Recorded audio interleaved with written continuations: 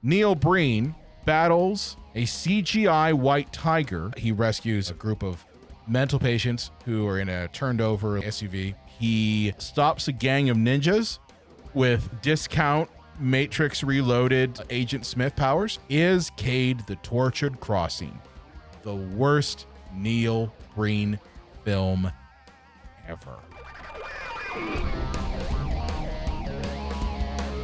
Welcome to the Cinema Psycho Show, the madhouse for film freaks and film fans of all types. I'm your host, Brian Coddington, my fellow co-host and filmmaker, John Woolscroft. I mean, what are we even doing here, man?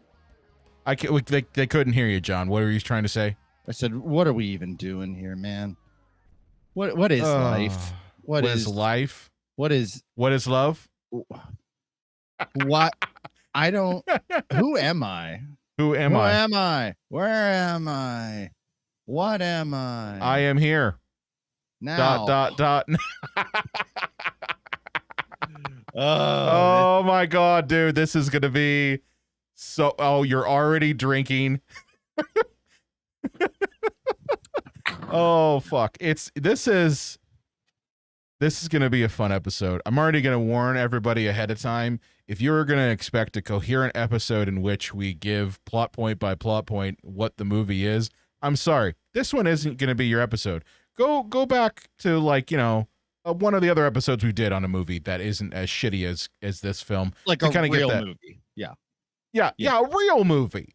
Because this ain't a real movie. But this week, as we had mentioned in our last episode on Stone Cold Steve Austin and the movies, which, by the way, thank you for those of you who have watched it and listened to it. I checked the numbers, and it is crushing it.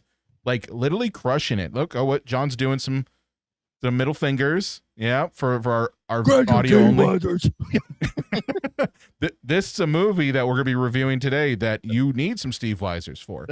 But yeah, thank you to those of you who have been watching it and who've viewed it and listened to it. You actually, I think right now we're at around 351 views on YouTube, and we've got like 45 listens after 2 days, which is really good for our episodes. I know like most people be like, that's kind of small. For us, it's not. So thank you for that. Unfortunately, this week we're going to be looking at some really terrible film. Really, from our old buddy, Neil Breen. And this is one that I actually, John, you knew about this.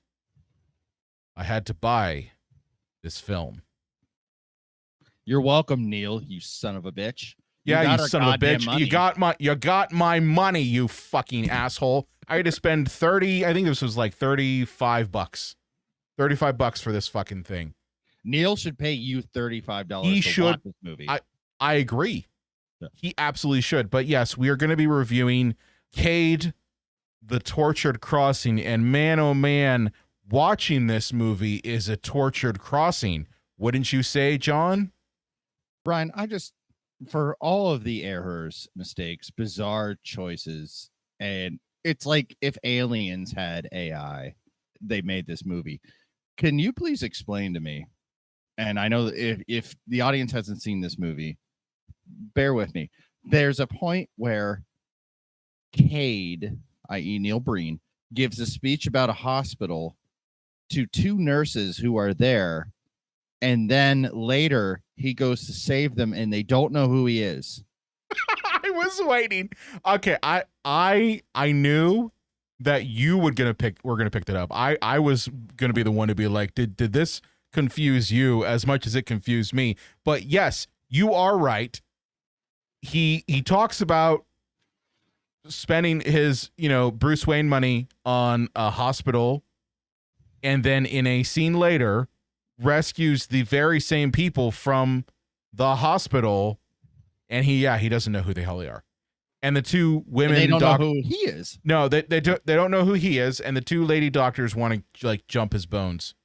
Well, at first, the blonde one who he does. No, it's the long-haired one. Oh, well, yeah, I was gonna say the blonde one does not want anything to do with him, but no. Yeah, the one who has like fairy hair, like she is ready to go to Pound Town. What is fairy hair, John? For those of us who don't know what fairy hair is, can you explain what that is? Just like if you have to pull your hair over your shoulder when you take a dump, not to shit in your hair, that's fairy hair. That was my mom. I saw photos of my mom in the 70s where she had hair past her ass. I'm like, Mom, what did you do when you took a crap? She's like, I had to throw my hair over my shoulder. I'm like, why at that point, why don't you just trim it to the tailbone, Mom? So you're not pooping in your hair. You don't have to worry about it in case you're sleepy and you forget. But well, the benefit of fairy hair, John, is that you will never be out of toilet paper. yeah, Ever. Yes. Ever. You'll never, natural, all natural. Yeah, no, that was confusing. There were a lot of things about this movie that were confusing. There were a lot of things that, I mean, just, I kept going like, why was it? The word why came up a lot while watching this. And unfortunately, John and I did watch this separately, which that always is that's terrible. Like we wanted to watch it in, together in person, and just scheduling didn't work out. But man, oh man, watching a Neil Breen film by yourself at 10 o'clock at night on a Sunday, it sucks balls, man. Or 7:30 on a Monday. Or 7:30 on a Monday, right before he's about to record a podcast about it. Yeah, it sucks balls. Well, Brian, I really think the blonde nurse was there against her will. Her performance made me think that she was being held captive. I really do. What made you think that? Was it the fact that Neil literally like nose fucks her in the eye and face? I don't think he understands how affection works. Like, no, he doesn't. This is going to, as Brian said, this is going to be a clusterfuck of an episode. I'm sorry in advance. I should have taken detailed notes, but I don't even think they would have helped because this movie is so all over the place. I don't know what I watched. I don't know what happened to my body. I feel I need to go to the hospital just to get some fluids. This is just wow. Well, let me. I'm gonna try to help, John. I'm gonna try to help. Please, like a doctor in a mental hospital. I'm gonna try to help. So, for those of you who are new to the game, okay, Neil Breen is a man / robot / Jesus / alien / alien. Yes. Who happens to make films, and this is his 6th opus in what we have lovingly called the rise of the Breenpocalypse. What horrors have had Sir Breen unleashed upon us in previous episodes? Well, if you go to our back catalog, which I will link in the description of this episode, we have viewed Double Down, which is Neil Breen's first foray into film, in which he attacked the government with laptops and tuna in the desert and a magic rock. And my favorite KFC dish, might I add.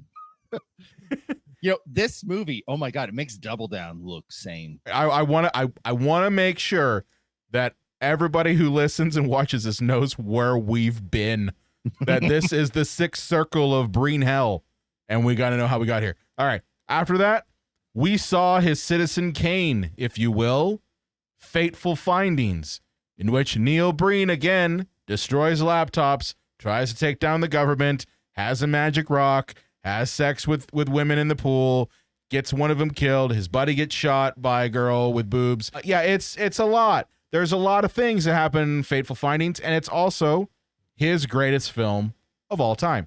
Wouldn't you agree?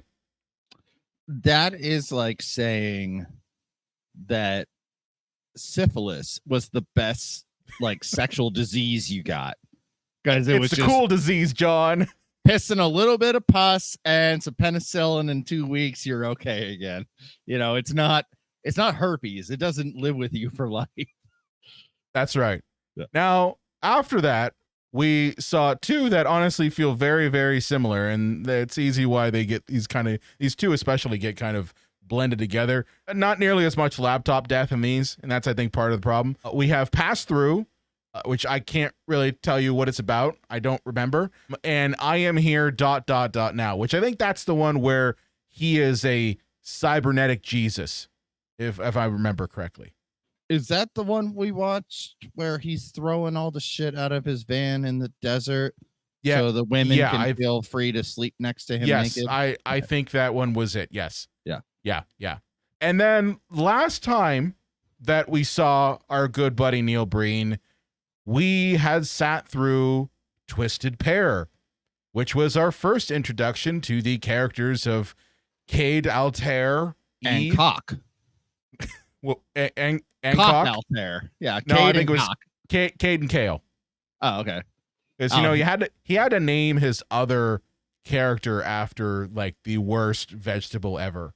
Mm-hmm. Oh, yeah. Mhm. Oh, yeah.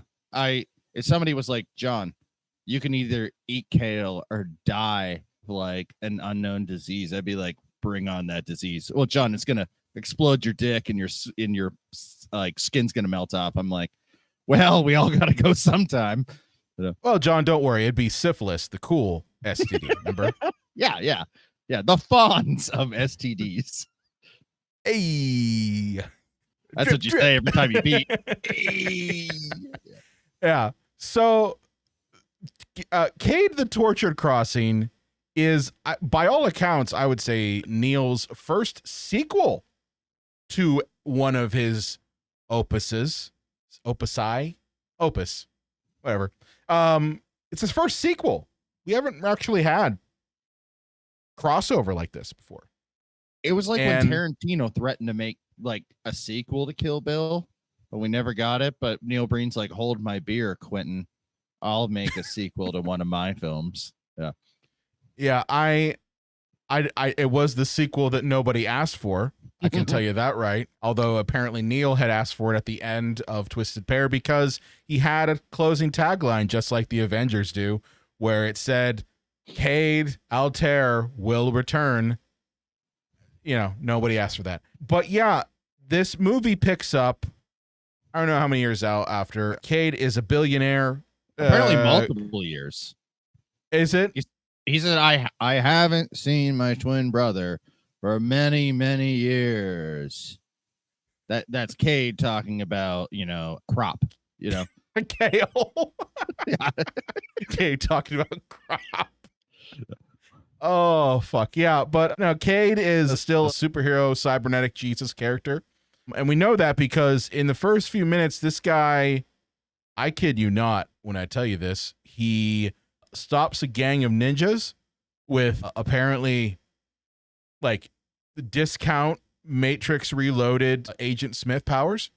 And if for those of you who don't know what that is, because you might be Gen Zers, and that's okay, no judgment. There's a scene in Matrix Reloaded where Agent Smith is able to like duplicate himself and he battles Neo in like hundreds rooftop of them. scene.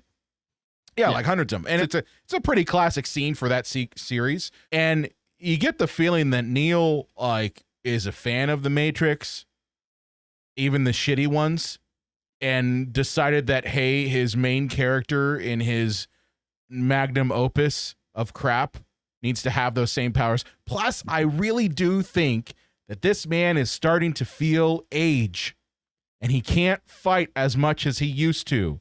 So if he can film himself against a green screen doing one punch and one kick and then looping it over and over again 1,000 times over, it just saves that man's knees. Well, one thing that I don't quite understand about Neil Breen is that we've seen these passion projects by these hack frauds who like want to be the director, the writer, the star of their movie. They want to be like appear as the coolest person ever and get the hottest girls and win the day.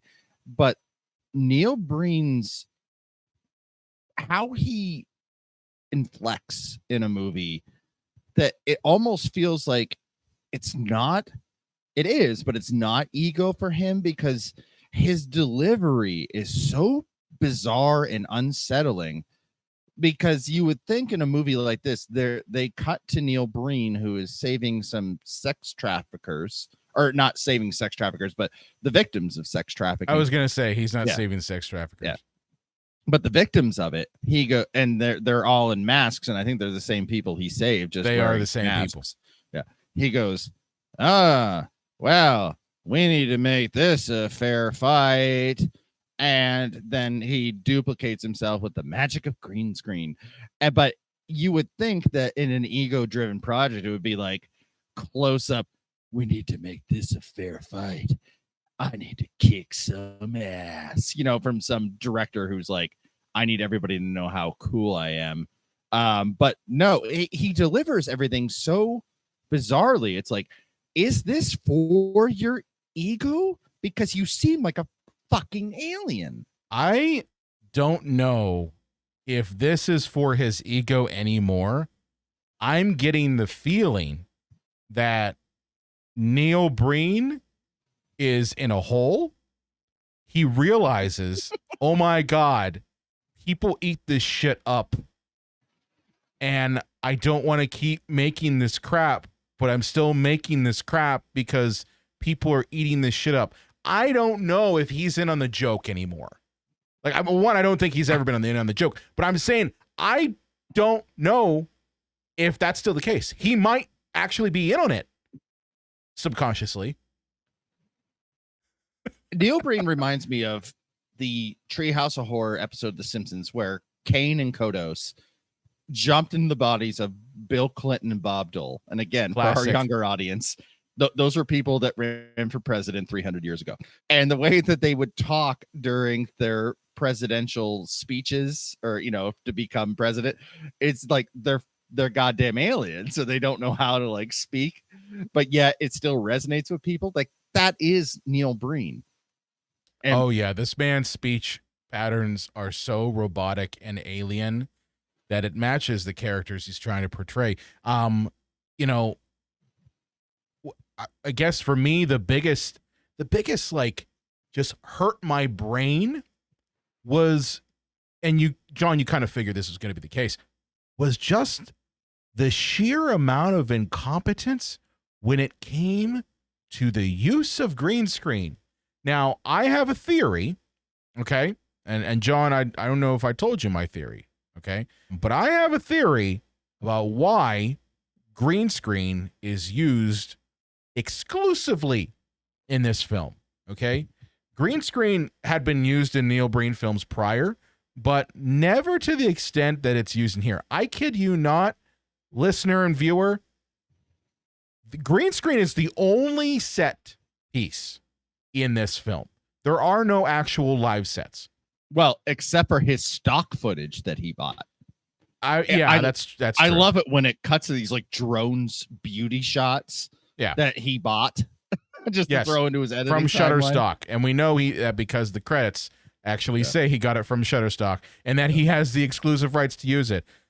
Okay, good job. Sure, whatever that means. Sure. I could go buy it too, idiot. Yeah.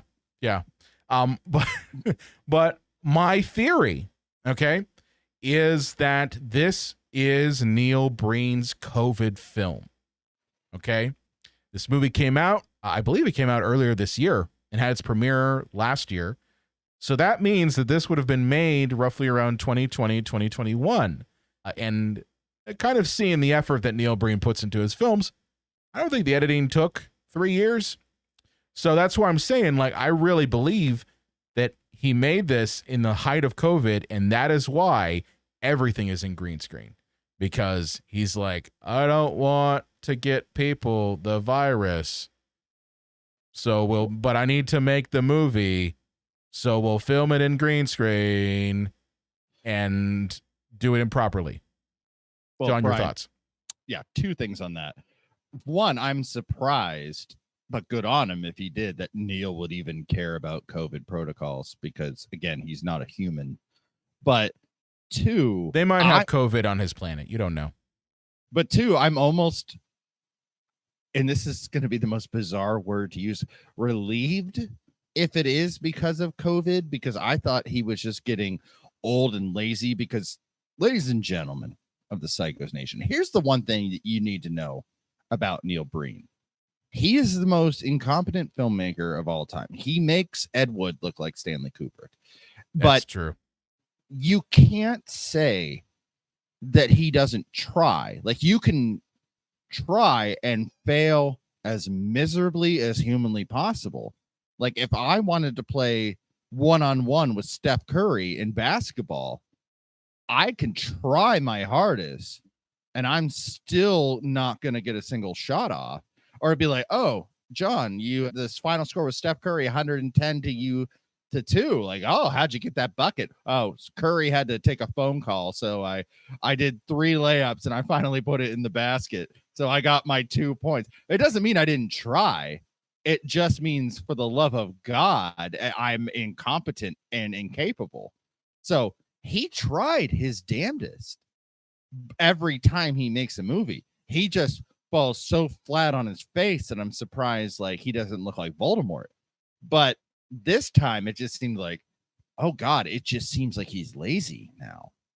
I mean, honestly, like the level of incompetence on this film was 1,000 times fold compared to his other films. And again, I just like you, John, I don't know if it's laziness. I don't know if it's just called the man doesn't know how to do green screen and was thinking like, well, I got to make this with, no people and no sets. And, this is the best I got is, a weekend at the local green screen studio in Las Vegas, Nevada. I don't know. All I know is this shows a decline on a level that, man, you even put this film up against Double Down and Fateful Findings, and like, holy shit, you're like, wow, this Breen guy wasn't too bad. That's the sad part, is that this is so shitty. Like, I don't even think the joke's there anymore. Now, before we get too far into this, I do have some reviews. Oh dear God. Oh dear God. I feel like some of these are going to be, because again, ladies and gentlemen of Psycho Station, I haven't seen these. So I feel that some of them are going to be baffled first time viewers, and some of them are going to be super ironic, where they call it like the greatest production ever done. So that's my prediction for these. That's your prediction. All right, let's take a look at these. All right. So our first one is sequels are never as good. This isn't Godfather 2 to Godfather 3, motherfucker. We warned everybody this is going to be a fucking mess, okay? Police Academy 2 isn't as great as Police Academy 1. Fuck me right in the ear and jizz through the other side. Okay, that's a start. All right, let's get back to the review. John, am I good to finish the rest of the review? I'm so sorry. I had a meltdown. I'm doing deep breathing exercises. I'm ready to continue. I'm keeping all of this in, by the way. I am not cutting a single thing. All right. Here we go. Sequels are never as good. I can handle the lack of cogent plot and structure, the inept acting and editing, the bizarre green screen in literally every scene of the movie. But where this one really stumbles is the scenes that linger on and on, drastically overstaying their welcome while not really doing anything in the process. Either Breen has misplaced his Breen, or he is more Breen than ever, and I desperately hope for the former. 3 stars, by the way. Wow. So 3 stars. Like, would it have taken Neil to also walk into your house while you were watching this and shove a blood-filled turd in your mouth to get 2 or 1 stars? That's a step too far, John. That's not Breen enough for me. I would love if he's also like Jurassic Park, 3 stars. Yeah, I was gonna say, Citizen Kane, 4 stars. Yeah. 4 stars. Yeah, this is what drives me insane about Breen. Okay, and I've said this before, because Psychos Nation, you might be asking yourself, well, what, Brian? Why does Brian hate Breen so much? Why can't he just laugh along like the rest of us? I can't, because here's the thing. I know a lot of filmmakers, a lot of them, who put their blood, their sweat, and tears into their movies. They spend decades, in some cases, working on their movies. Okay? Maybe it takes them 5 years to get the script together. Maybe it takes them another 5 years to raise the money for it. And maybe it takes them 2 years to shoot the damn thing. I know a lot of people who give their blood, sweat, and tears to their craft. And what gets me is that those folks can't get a modicum of success to the level of this fucking guy. And that's why I don't like Breen. That's why I'll never like him. Because this asshole, I can't call him a hack fraud because the man isn't. He is a successful filmmaker. Okay? He is. Man sells out theaters. You know, John, you had told me that he won't go to Row House, right? Oh, yeah. The theater here in Pittsburgh, Row House Cinema, who I'm affiliated with. Like, yeah, he won't show up because it's an 83-seat theater, even though he's guaranteed 3 sellouts on Friday, 3 sellouts on Saturday, maybe even 4 sellouts. Maybe they do even a later one, you know, and he's walking away bank. They would fly him in. They would put him in a hotel. He'd probably get a payment on top of the ticket sales, but no, he won't fucking do that. Your theater's too small. I'm too big for this. Yeah, that's why I hate this man. And I understand why people like him. They just like to see a train wreck. And don't get me wrong, I enjoy train wrecks too. Half of the movies we review are train wrecks. But it's just the fact that this fucking guy, he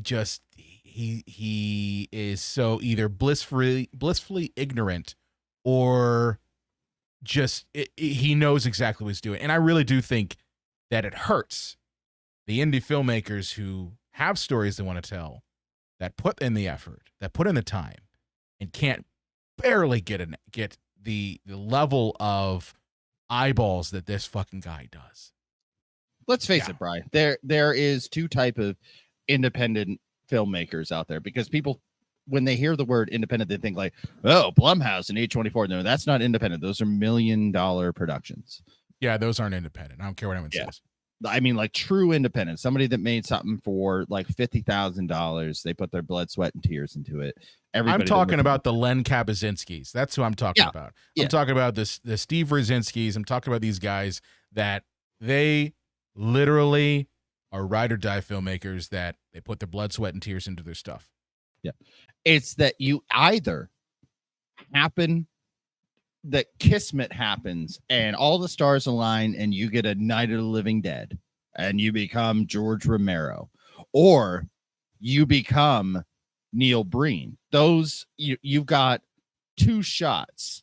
Unlike, as Eminem said, you've got 2 shots. Dun, dun, dun, dun. You either are a brilliant filmmaker and can make something with no money, or you become a joke like Tommy Wiseau or Neil Breen. Those are the only 2 independent filmmakers that really exist, like by success standards.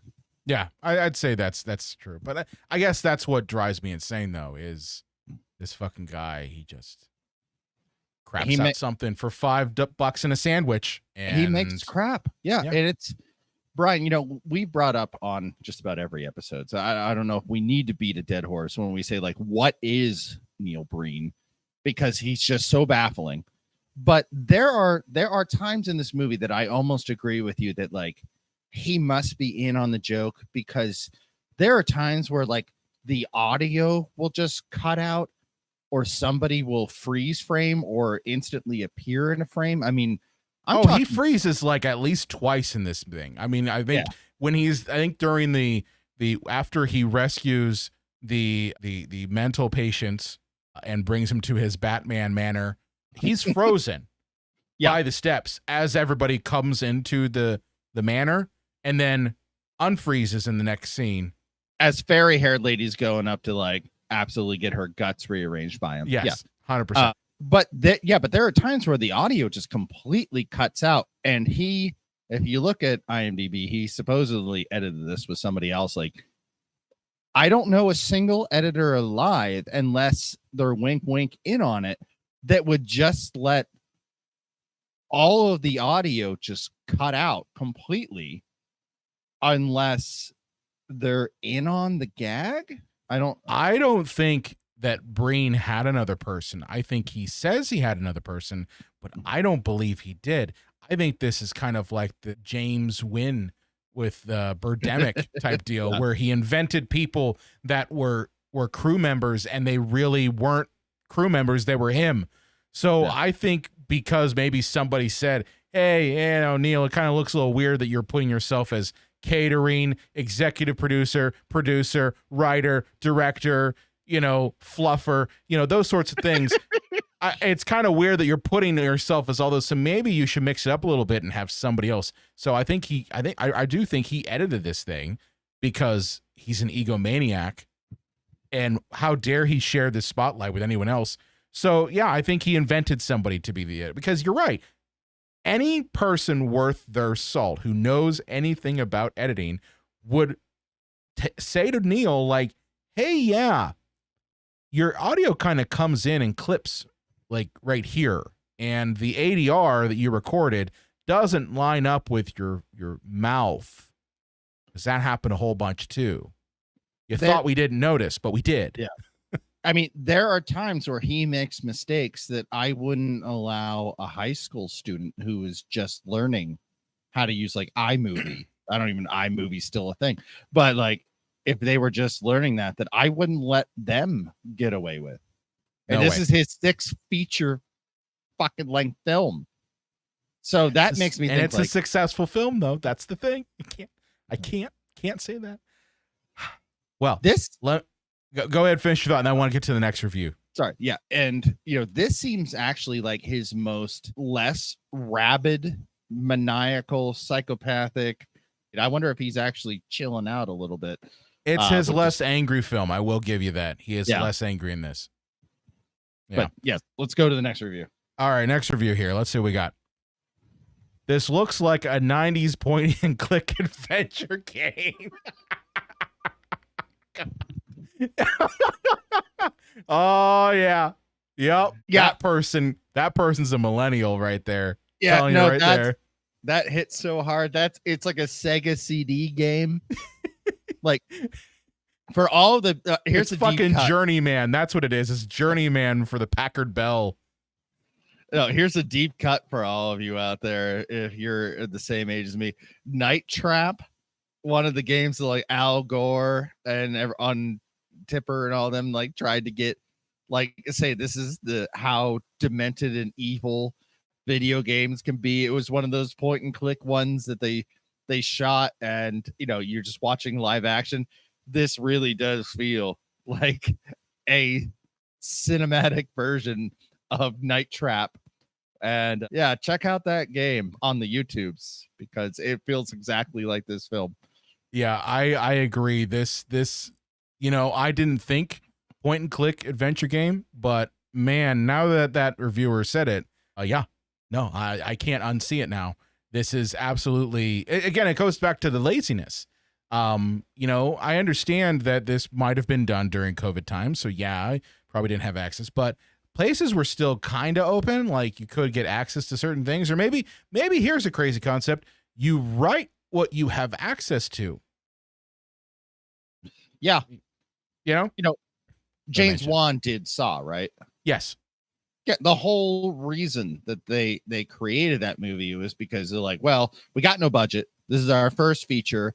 We need all of the tension for 85% of the movie to be in one room.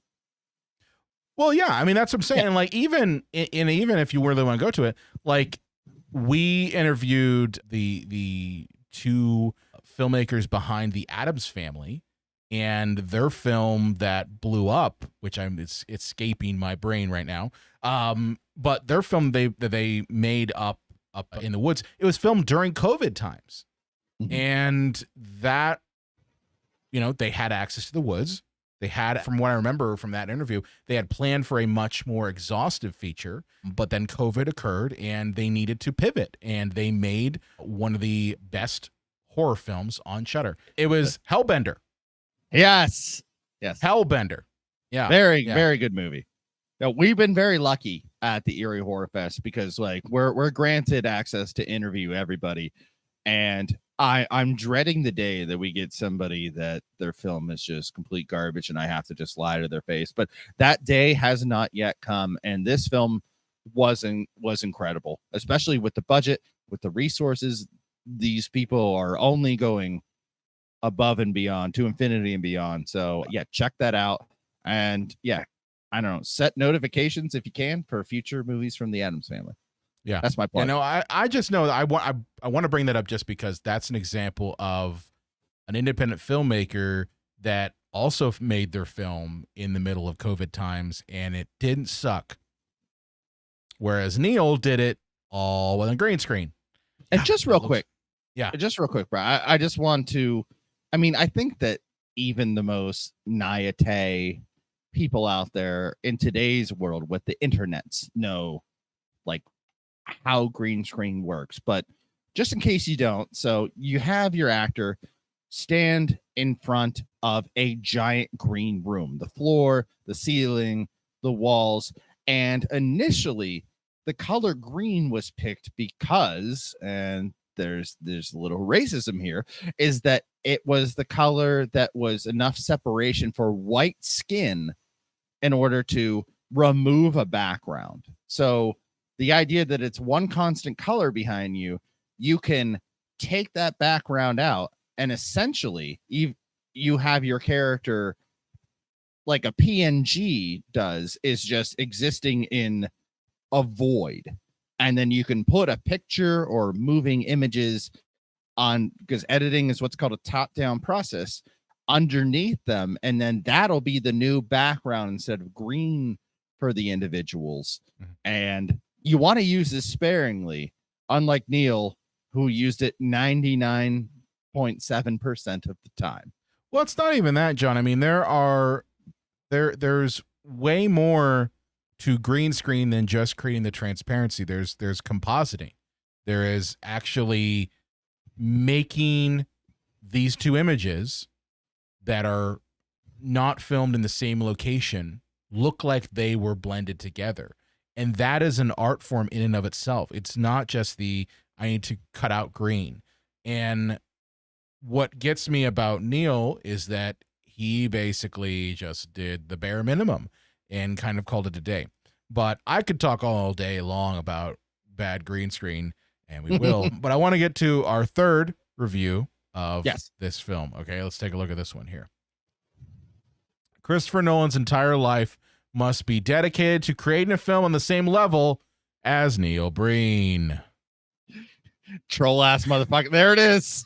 There it is. You were waiting for it, John. Mm-hmm. There it is. Do you think Christopher Nolan could make a Neil Breen film? Only in his wildest dreams. I mean, Pass Through makes it look like Christopher Nolan shit through his dick. Just a hack fraud compared to Neil. But he'd have to make it based in reality. Yeah, like just like The Dark Knight. It'd have to be Neil Breen is somehow, he has sex with R2D2 and Johnny Five and ends up becoming half cyborg from that. That's the realistic thing there. Checks out. No issues here. Yeah. No issues there. All right, let's go to our fourth and final review of this particular fucking film. Well, this is a big one. Oh, wow. Don't think I've ever been exhausted by psychosis like this before. I kind of didn't like this at all, not even in an ironic way. This is near plotless, themeless, and totally sauceless. The editing alone is tiring to endure. There's not even a single physical set for literally the whole film. I think Neil is either too in on the joke now for his own good, is getting too old and tired to keep doing this, and is taking one too many shortcuts, or this is his genuine attempt at a more artsy type of film and is brutally out of his element. Maybe a mix of all three. As insane as his previous works are, they still had a point he was trying to make, or a vision he was attempting to reproduce. This is almost just nothing but a slog to sit through. This is Breen's Birdemic, and he finally crossed the Wiseau threshold into becoming a bit I no longer find charming. Oh, fucking hell, man. In the opposite direction, I think Breen has already surpassed Wiseau. He's 10 times worse, which is Wiseau was smart enough to know that this is a joke.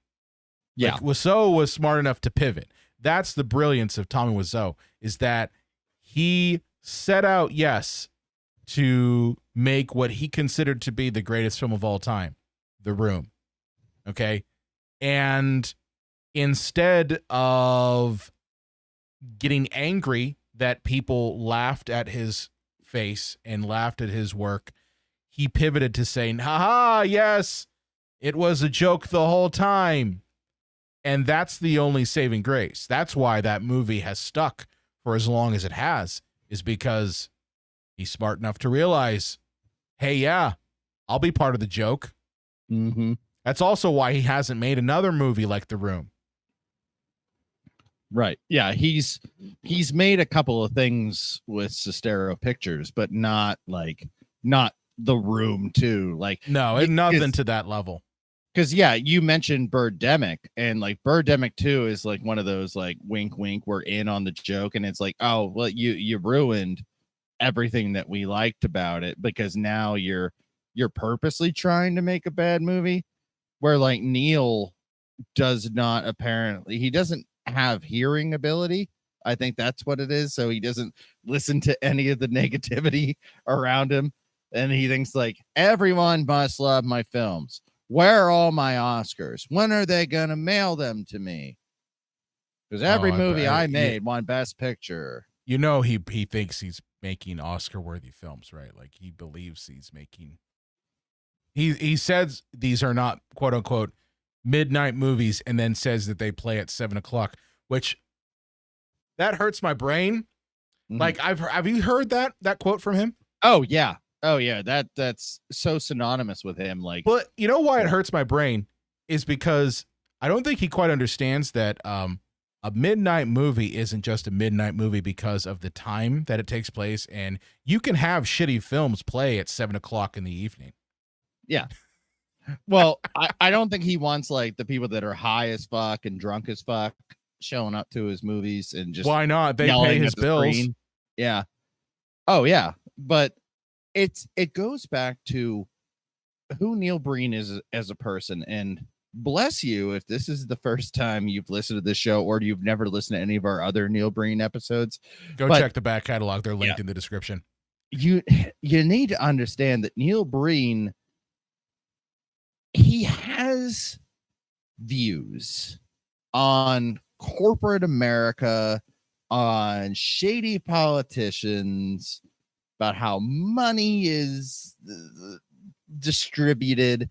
Like, you can't say the man doesn't have ideological views, but because he does, but he's also emotionally unhinged, which actually makes me think that if he ever went crazy and did a spree shooting, I'd be like, just watch all of his movies, The FBI, and you'll have your answer there. But I think because he thinks he's saying something so bold and important in his films, that's why he's like, these aren't midnight movies, these are the most important movies ever, because I'm talking about the government, I'm talking about the corporations. Yeah, I just know that this one above all was one of the worst ones. Call them what you want, knee knockers, thigh slappers, golden nuggets, but our friends over at Manscaped refer to them as the boys. Not every man has children, but every man is responsible for their 2 boys below the waist. And when your little guys have a little bit more hair than they need, trust Manscaped for all their grooming needs. Boys need love too, so join the 10 million men worldwide who trust Manscaped by going to manscaped.com and use the code CINEMA20 to get 20% off and free shipping. You heard it first here. The boys are back in town. Now, John, it's been a little hot, a little tiny bit hot. You ain't just whistling Dixie. Yeah. It's been a little hot here in Pittsburgh the past week or so. So I'm going to ask you, how your boys holding up? Oh, I'll tell you, when it's 300 degrees outside, give or take a temperature or two, it is nice to have as little body hair as possible. And it used to be, before I had Manscaped, I was completely bald on top above my dick. It looked like Patrick Stewart's head, but my balls always looked like an old-timey gold prospector. I don't have to worry about that anymore because thanks to the Manscaped, I can actually keep my balls pretty shaven, pretty clean. And look, every man knows how scary it is getting that close down there below the waist. But that is why Manscaped is always so great for those sensitive areas. Introducing the lawnmower family, including the lawnmower 3.0 and the 4.0 and the 5.0 Ultra.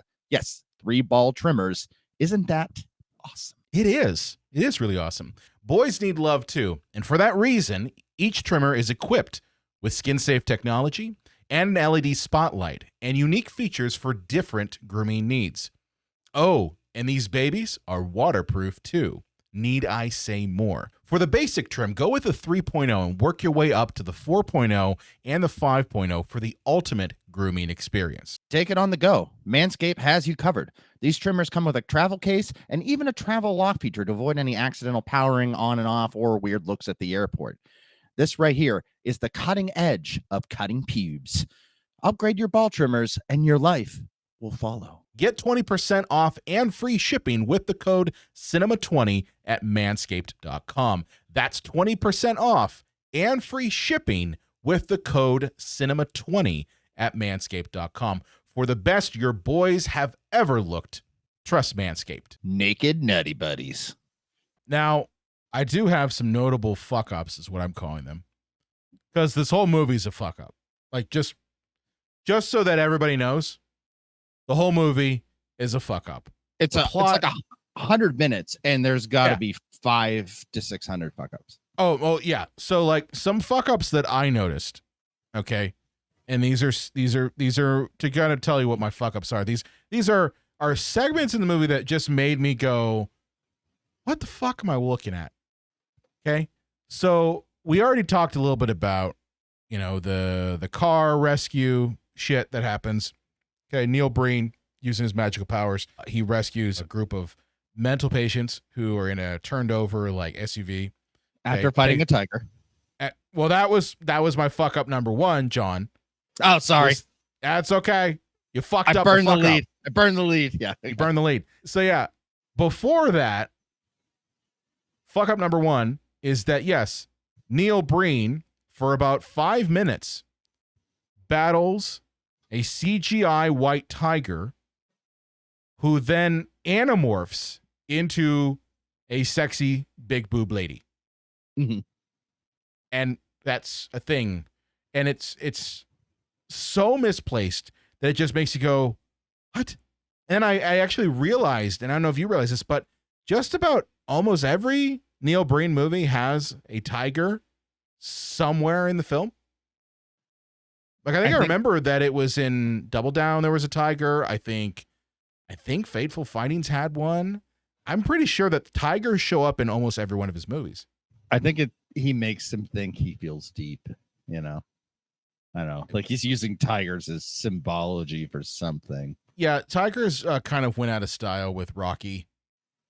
Yeah, I mean, come on, Eye of the Tiger. That's 1970 something there, man. All right, so that was my first fuck up. We already mentioned the crazy long haired. Wait, Brian. Oh, do you got a fuck up? No, we can't just skirt over this fuck up because most people are not watching this movie. Okay, fair enough. Okay, so Neil Breen after this car accident, because the mental hospital, they're going on a field trip. Where they're going, the fuck do we know? But at the van, the driver throws out all their crutches and walkers and goes, put that shit in my car. And then he's driving and he's constantly drinking, but from an empty beer bottle. And a couple empty beer bottles, yes. A couple empty beer bottles. Yeah. These ones ain't fake. I got a problem because of Neil. But and everybody in the car is just okay with this man who's clearly drunk and getting more shit-faced as he drives. And then the thing crashes. Cut to Neil Breen doing his best Julie Andrews. The hills are alive. He's just walking in the Alps, Before 5 minutes prior, by the way, he was in the city. Yeah, but he's dedicating money to the very same mental hospital. By the way, Brian, he's got superpowers. So he's got yeah, and he goes, "And it helped." And then all of a sudden, we cut to just stock footage of a tiger because he bought some stock footage clips. And then Brian, help me. You are 1,000 times better with special effects compositing. Was this like a 3D model of a tiger that I think it was. That they keyframed for all of whatever Neil was doing in terms of blocking? I actually think that, and I only know this because I think in the credits there was someone listed as someone who did the tiger effects. So I really do think that he hired someone to make a CGI tiger, or he bought one, or he bought like a 3D model from Turbo Squid that he didn't know what to do with. And just, someone on here named Emily Brixey, CGI artist for Fighting Tiger. That's literally her title in this. I think that's what he did. I think he hired her. She did her best job to make it work. I can only imagine working on a Neil Breen film, and trying to take direction from that man. So yeah, I'm nothing against Emily. She probably is a very talented CG artist, but yeah, you worked for Neil Breen, and this is what we get. And then, after a while, he just goes, "Hey, wait a minute. I forgot there's people that need help or whatever. Knock it the fuck off." And the tiger's kind of like, "Yeah, we should probably just stop fighting for no reason." And then he goes to walk off, and the tiger goes in the distance and transforms into, as you mentioned, a beautiful lady with big knockers.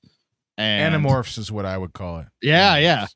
Although, I mean, Animorphs covers of books had better CGI than this. They did. And it just turns into a lady, and Neil's like, "Oh, well, okay, that's over. Let me go see what happened." I didn't quite get that. I was like, was that his love interest from the last movie? Like, I'm like, is that who that is? Is that what we're doing? Because it's never explained. If it was his last love interest, he punched her multiple times in the face when she was but didn't she die from? Wasn't she like a triple agent or something like that? And she like died, and that was the end of it. These movies combine to me like the end of Team America when Alec Baldwin's like, "But the money, the corporations, the government." That's all I remember from these Neil Breen movies. Oh, yeah. I don't know. I know for me, I was pretty much just like, what the fuck is this? Like, why is this in here? And again, there were a lot of those in there. And we talked, just kind of move along. We talked about crazy long-haired nurse wants a piece of Neil. Which, who doesn't? Who doesn't? Also, blonde doctor gets a piece of Neil. But again, I'm going with the fact that this is COVID times, so they probably couldn't go as far as Neil wanted. Oh yeah, he wanted to kiss them beebs, but like, classic Neil Breen films typically always have some beautiful actress who has to unfortunately deal with Neil Breen trying to like get a piece in every film. Mm-hmm. Like you look at Fateful Findings, this happened multiple times. You look at Double Down, this happened again. I mean, it's a constant thing. And weirdly, like if you look at something like Birdemic, you know that the people in that movie are actors who, bless their hearts, just aren't that good. This film felt like it was just Neil's like real estate buddies, because there can't be a single actor in this movie. No single person delivered lines like somebody who has ever acted in their fucking life. It really did feel like these are people in a prison in Neil Breen's cult. And it's like, if you come out and deliver these lines, I may think about freeing you. I got that vibe. Totally got that vibe. I mean, speaking of the prison, the mental patients have a dance number. What the fuck was that? What the fine fuck? Because the next scene it cuts to people in the hospital being tortured again. It's like, oh, let's take a moment and have a Bollywood dance number. Yeah. I don't. Yeah, there's a literal Bollywood dance number in the middle of the movie at the mental hospital that Breen is funding. That's a shitty, like, you know, it's kind of like where the Joker would get his work done.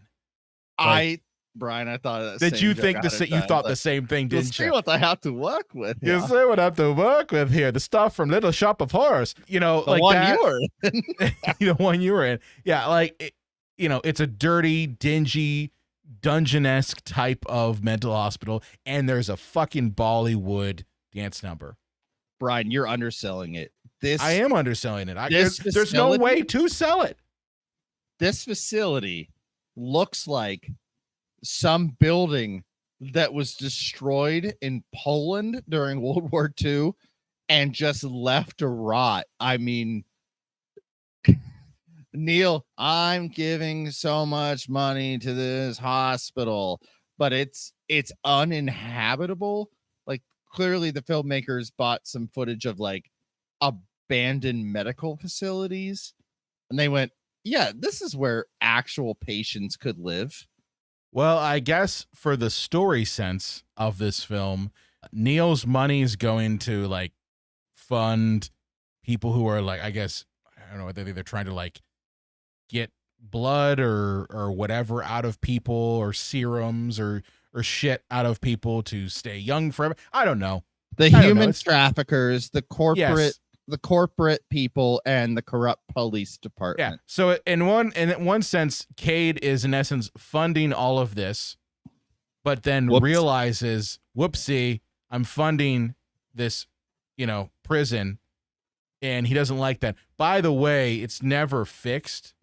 Like, the prison's never fixed once he realizes that. Instead, he decides, I'm going to train these mental patients to, I don't know, become warriors. He's kind of like Shredder. Yeah, it's kind of like Shredder, like the Foot Clan. Yeah. Only you can wear the dragon dochi.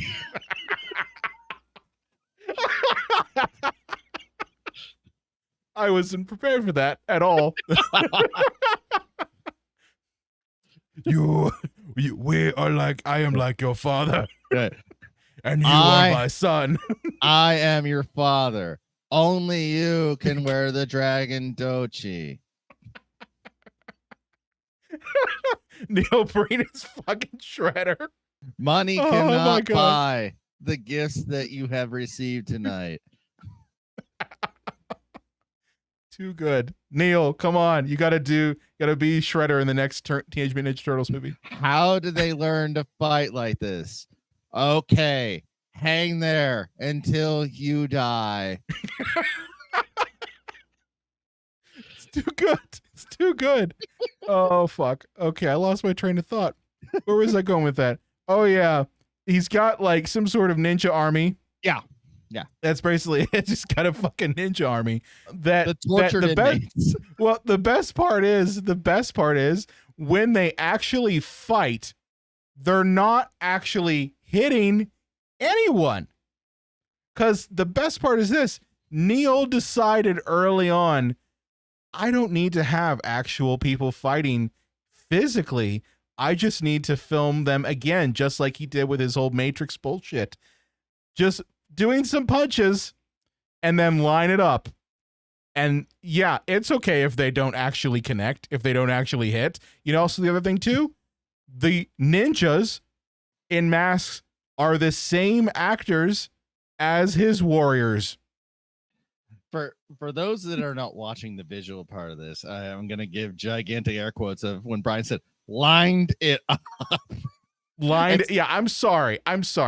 And here's the thing. I cannot actually put clips of this because Neil is the type of person who absolutely would sue.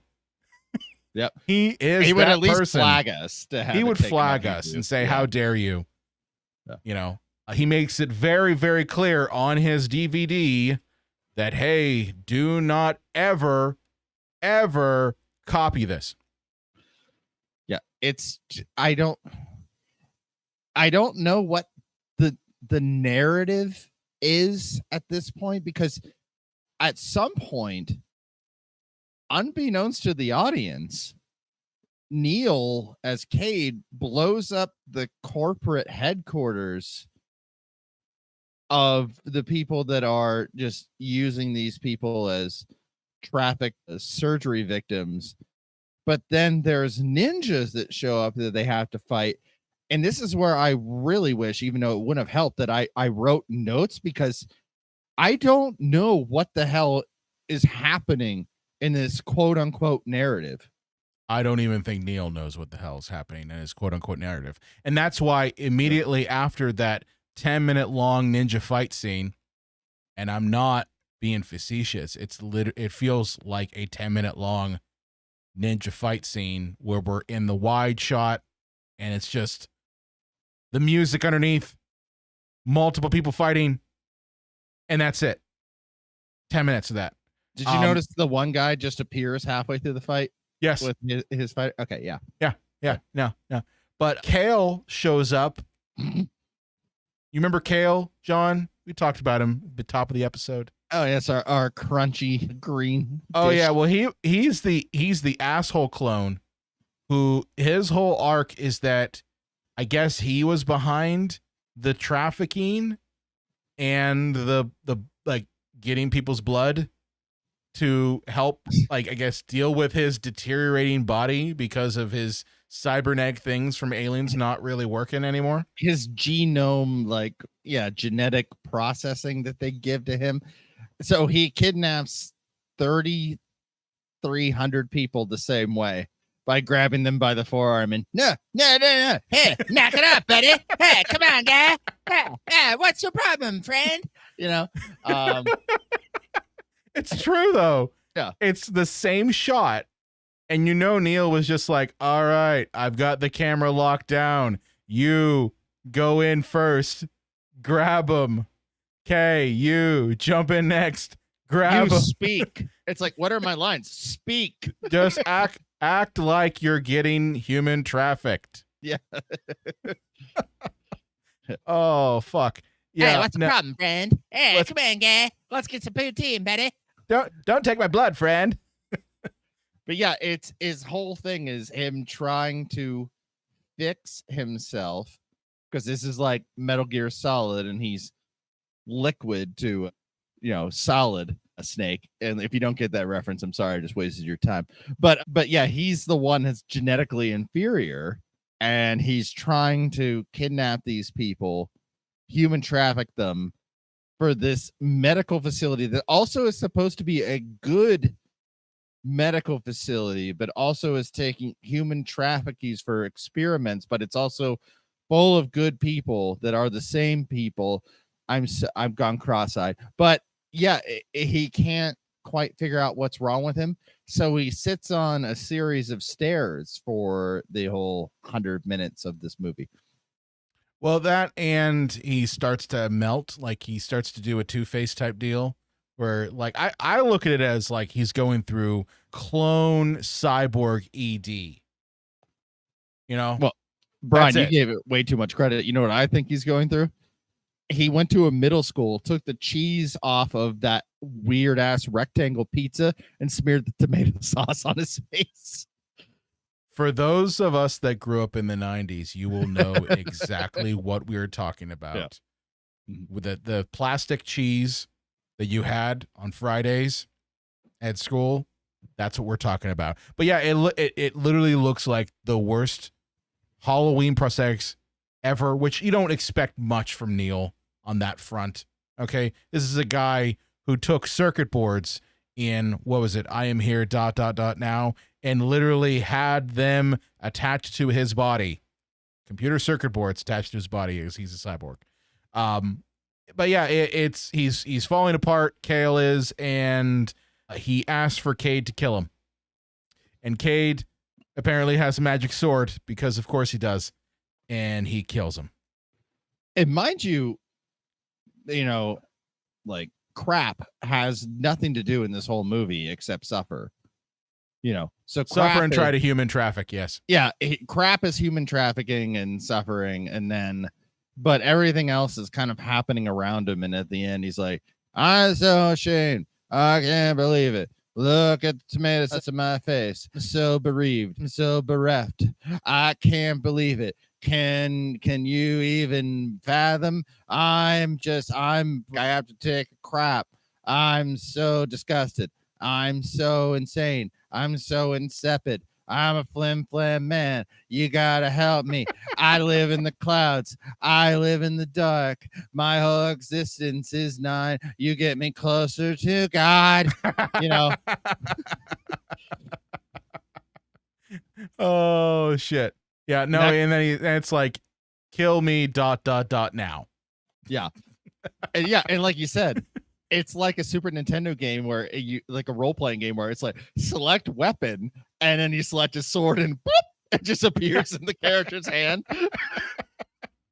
And he stabs You have chosen sword. Yeah. Choose your next action. Do you wish to impale your twin brother through the neck, decapitate him, or just poke him in the eye? We don't know because we don't see it happen. We just know that Kale's dead. Yeah. And turned into a salad.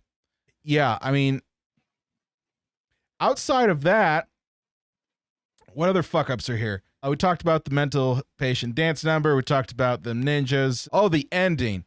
Yeah, they managed to do a Lord of the Rings style ending with this motherfucker. Did you notice that? Oh, yeah. This is the Return of the King for this motherfucker. This is absolutely Return of the King. Like, I counted maybe 3 endings? Did you count 3 endings? Let's see. There's like, "Don't forget us." There's him and The Sound of Music with the middle-aged bitch that he wanted to bang. Well, he nose fucks her, with his... Yeah. Because he just, like, has his nose, like, nuzzled all over her, and you can tell that she's like, get the fuck out of my face. It's like the Secret of the Gnomes TV show where they, like, on Nickelodeon. Oh, David the Gnome. David the Gnome, yeah. Yeah. Secret of the Gnomes, where they, like, kiss with their schnozzes. Yes. Yeah, there's those two. Brian, what else? What other endings are there? Oh, there's that one. There is the mental hospital turns into one called The Crossing because it's Cade the Crossing, which doesn't... It just magically, it turns from mental hospital to The Crossing. Brian, I desperately have to ask you a question. Okay, for those that don't understand how editing softwares work, in today's day and age, unless you change it, if you go to type something as a text to be put on screen, it is centered by default. I just hit my... You are so angry. Yeah. You are shaking the camera. Unless you change it to left or right, or you purposely go in and tab a bunch of times for things to be uneven, it is centered by default. Not necessarily. How did this man get his goddamn font on this building to not be centered? Because he's lazy. Like, here's the thing, if he's using what I think he's using, which is probably After Effects, it's not centered by default. But if he knew just a slight amount of how to work his software, he would discover that there quite literally is one button that is down on the bottom right-hand side that's called alignment. And you press that button, and it aligns to the center or the left or the right. And on top of that, if he just, use the safe guides, he could align that. He could even, here's the crazy thing, John. He could even select the layer of the building video and select the layer of his text and press that same alignment button and center up both at the same time. He's a lazy filmmaker. He didn't know what he was doing, and this is the result. For anybody that just thought, oh, what Brian just said sounds so confusing because you've never made a movie. Neil has made a movie, and This is his sixth one. He could literally watch a 20-minute tutorial on YouTube and go, "Oh, okay." So what Brian just said is not confusing. If you know, John, if he wanted to, he could watch a 2 to 5 minute clip pulled from a tutorial on Google about that. He could just type in center text with layer. Brian, I was trying to give you the benefit of the doubt with 20 minutes. I get that. I'm just trying to make a point. Yeah. That it's not that he is totally incompetent. I mean, he is. It is that he's fucking lazy. He's lazy. I mean, Jesus Christ, John, one thing I didn't tell you about this. Yeah. This is how I know he's lazy, by the way. He spelled commercial wrong on this DVD. I kid you not. He spelled friend that spells the best to come over to your house. Listen. I'm gonna show this right here. I don't know if my camera can do it, but probably not. Yeah. But he literally he has commercial spelled properly once, and then he says or non-commercial, but he has commercial with one M. Wait. He spelled it right once. Yes. And then misspelled it. That is what I'm saying. This man is lazy. That's next level incompetence. Yeah. But that is you. And on top of that, I mean, Jesus Christ, John, he didn't even capitalize the tortured crossing. It's all lowercase.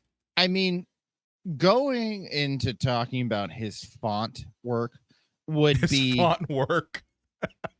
like complaining about the 2 seconds before you see the logo at the beginning of Citizen Kane. Like it on the polar opposite end of things. Like it is dingleberries to the bigger overall picture that is the son of this movie. Yeah,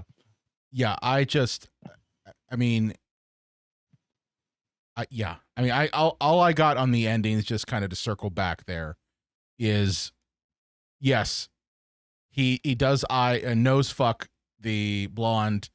The mental hospital turns into the crossing spelled with weird alignment issues.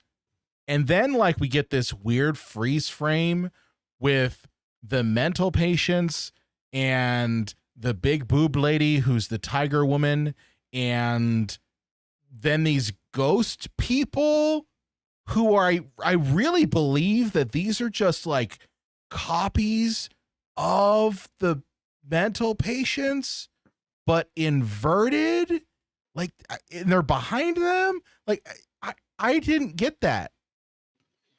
Brian, I'm trying to wrap my head around it. So he's leaving, and then the lady, big boob lady, and the patient's like, the blonde lady. She didn't have a big boob. The big boob lady is a white tiger lady.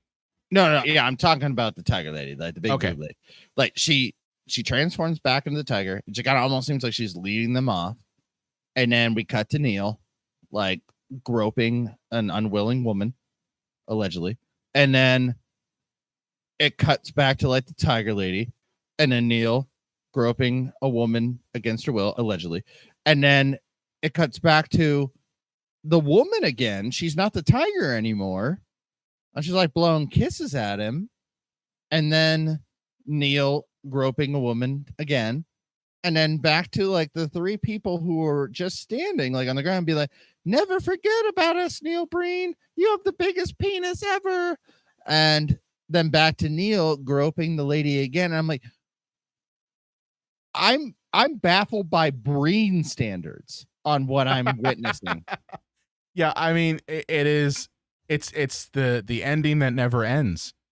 That's exactly what it is. And then once it finally does end and we do get the scrolling credits, which I suggest for everyone who sits through this thing, look at the credits just because it's fun. It's fun to see how many times Neil Breen puts himself in there. Well, too, it's like you want to stretch out your credits when you're an independent filmmaker because you want to seem like it's a bigger production. So instead of saying like written, directed, edited, and starring Neil Breen, like it's like directed by Neil Breen, Written by Neil Breen, produced by Neil Breen, edited by Neil Breen, scored by Neil Breen, catering by Neil Breen's mom. It's just like his name constantly. And That's like first semester film school mistake right there. We all did it, and I have nothing against Neil Breen for doing that, but it's when you're on film number 6 and you're still doing it, it's not a good look, buddy. It's just not. You can just say, you don't have to put yourself down as executive producer when you're also the producer. Okay. He doesn't know saw what an that, and I'm like, producer is. I'm like, why are you putting yourself down as executive producer when you've already put yourself down as producer? We know that there's no other money that is going into this. Yeah. It's just you. Gaffing by Neil Breen. Grit by Neil Breen. Best boy by Neil Breen. I guarantee you he doesn't know what a gaffer is. I guarantee he doesn't know what a grip is. I guarantee he doesn't know what a C-47 is. I guarantee you he knows diddly squat. Sound engineering by Neil Breen. Clearly it is. Yeah. Oh, fuck, assistant to Neil Breen. Neil Breen.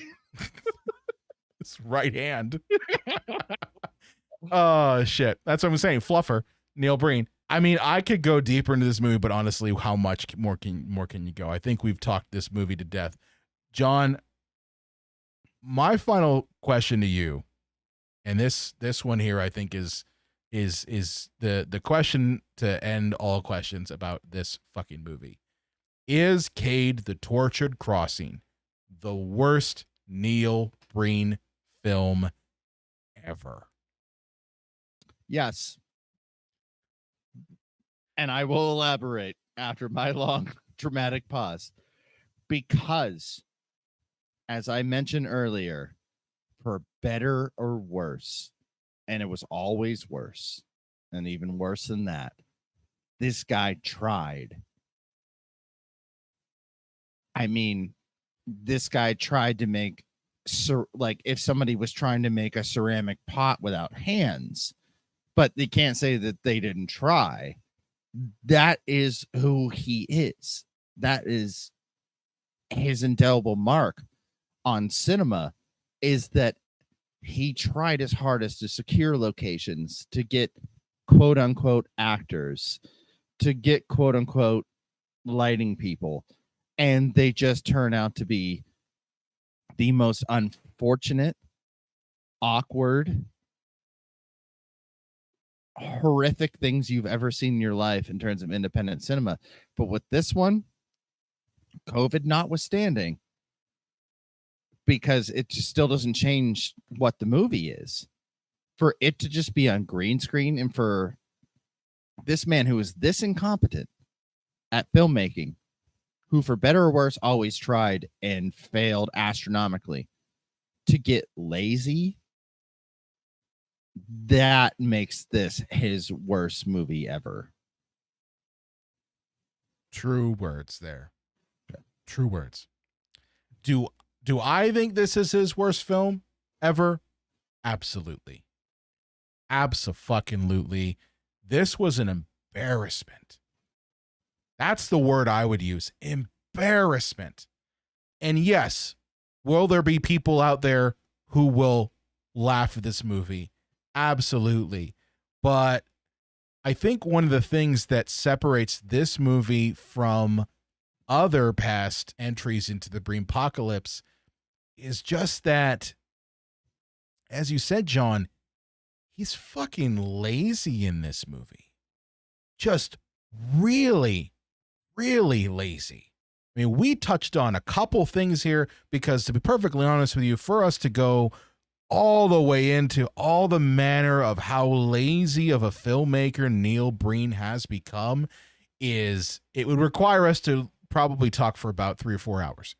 And I don't want to put anyone through that. Okay. It would be the length of his filmmaking course. It would be the length. It would be our own little masterclass, because he tried to market a masterclass. But, just to kind of finish his point, I think that he has become extremely lazy. Part of what, like, I'm surprised that he went from making a okay-ish independent B movie with movie like Double Down that was actually shot on film and was properly exposed and used like real landscapes because he had access to the desert, and to get subsequently worse with each entry just proves to me that this man is lazy and is just getting, he's resting on his laurels as being the king of shit cinema. And he feels like, well, I don't need to try it anymore, so I'll just put whatever crap out. And yeah, maybe COVID played a role in it. I don't know. We'll have to wait for his next fucking one, which, you know, I might put a hole in my head at that point with a drill. That's the only way I think I'd be able to get through another Neil Breen film. But yeah, COVID notwithstanding, this is absolutely his worst film because of how overwhelmingly lazy he is at it. And, you know, I'm sure people will say, how dare you? Sir Breen can do no wrong. I sat through an hour and 30 minutes of wrong. So yeah, he can very much do wrong. I'm sure there's some Breencalites. Brinkalites? Yeah. Breen cultists? Yeah. No, I there probably are. Man, this one hurt a lot to watch. More so than I thought it was going to hurt to watch. Man, like, oh, fucking hell. We were late to record because of me. I should have been on time, but every like 15 minutes or so, I needed to like just punch myself in the penis just to feel something. You know, like I needed to do anything, like take in some fresh air, do some sit-ups, do anything. Yeah. This is a movie where, quite honestly, you have to go onto Google afterwards and just find the most hardcore fucking porn you can to try to wash the image of this movie from your eyeballs. Just find the most hardcore shit. Yeah. Pornhub's got it. So you can just, forget you exist. Just same forget, universe this man. You just have to replace the image that's been burned onto your rods and cones with something equally horrifying. But slightly more arousing. Brian, I got to end this with asking you one question. Okay, go ahead. And I'm going to get deeply philosophical here. Of course. In 2016, all of the news media reported on Donald Trump because they thought they were reporting a train wreck happening in real time. They thought, we have to show every time this guy does something psychotic, but it almost backfired in a way that it just gave him more press attention than any other candidate. Are we, by saying, fuck Neil Breen, fuck his movies, fuck his psychotic agenda, are we just giving him more power by doing this? Yeah, fuck, man. It is 11:35 at night, and you're hitting me with the philosophy. Want me to philosophize with you? Probably. We're just giving him more attention. Listen.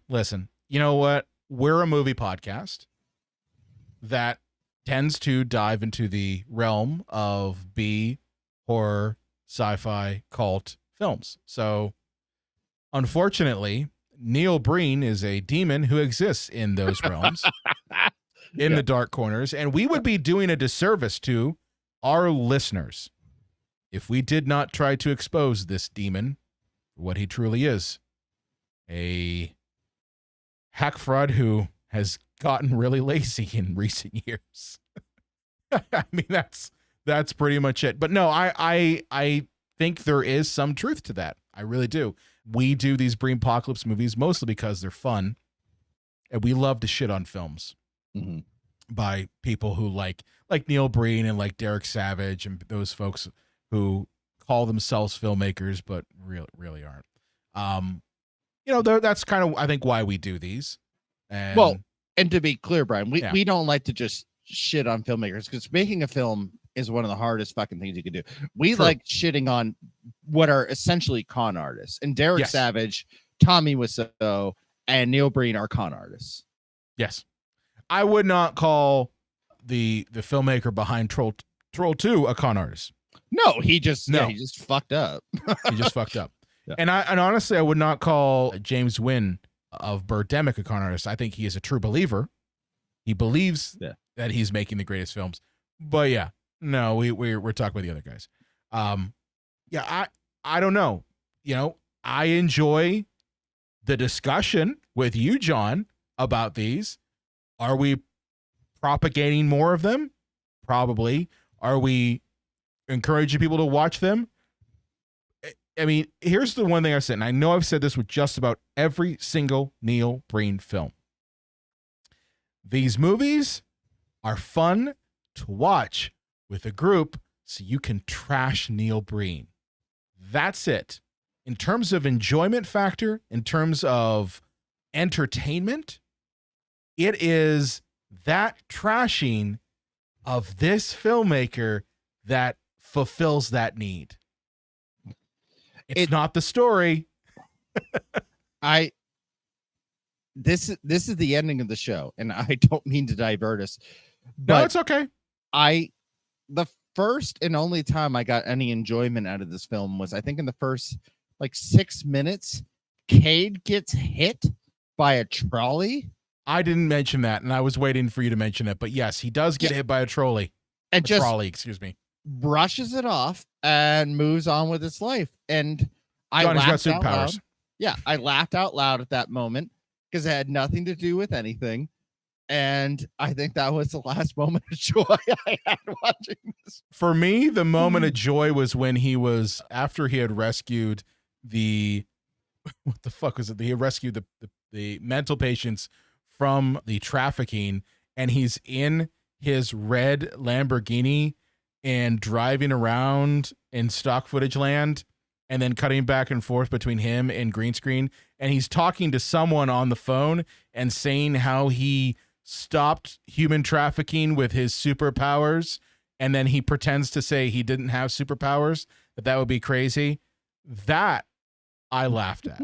I'm like, I'm okay. joking. I am joking. That would be crazy for me to have superpowers.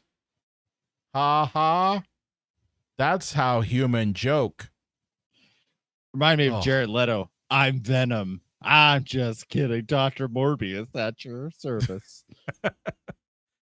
Oh fuck, John. It's gonna be about another year before we do another one of these fucking Neil Breen movies. Oh yeah, we both need some time to recover, get our fluids, exercise. A lot of fluids. Yeah. A lot of fluids. We both need Apollo Creed to come give us the eye of the tiger. The white tiger. Yeah. Oh shit. Well, John, given that, where can people find you at on the internet? What is the internet? What is anything? What is life after Neil or before Neil or during Neil? Oh, wait, no, sorry. Instagram, Facebook, JDubs Video Nasties. I know I don't release things in any like expedient time, so just say, please excuse me for the time I'm taking off to edit a short film that I'm doing sounds any different than what I normally do. But you know, if you guys like paid me to do this show, then I would do YouTube shows all the time. But anyways, I'm taking a little break there. I have my in and out check-in available to you. I'll get the check-in on Manhattan. It's already shot. I just need to edit together. After I get this film done, I only have 5 days to submit it from the time we recorded this. So yeah, just bear with me on the little time freeze here over on JDubs Video Nasties, but I will have something soon. Nice. Well, if you've enjoyed this episode and you've made it this far, you're a true fan. I appreciate you. I really do. And if you've liked this episode, if you've followed our whole Breenpocalypse series, like seriously, like, man, you're amazing. But I want you to do me a favor. If you do like this podcast, if you do like our show, share it. Share it with people. Share it with your friends who maybe are into B movies and cult films. Share it with your family members. Just share it. Send the link to them. Be like, hey, you know what? Check these guys out. They're funny. So share this podcast out. That's how you help us. Okay, it's how we grow the show. It's by sharing. Outside of that, if you want to, go to cinemapsychoshow.com/follow. You can find all of our little buttons there to go ahead and subscribe to the show and follow the show. We're on all of the different podcast platforms. We literally got them all there. They're all there. You just click a button and boom, you're on it on that platform. Outside of that, if you are watching us on YouTube, hey, thanks. Good job. But do me a favor, if you are on YouTube, do the thing. Hit the subscribe button, hit the like, hit the follow so you're never missing an episode. We have these coming out all the time. And you definitely want to know when the next fucking Neil Breen episode is going to come out, right? And the only way to do that is subscribe. I look at our numbers. I see we get a lot of people who are definitely watching the videos. They're not subscribing. So subscribe. And with that said, we will see you next time. I am so excited for 2026, Neil Breen's next movie, Kane's. You blew the joke, John.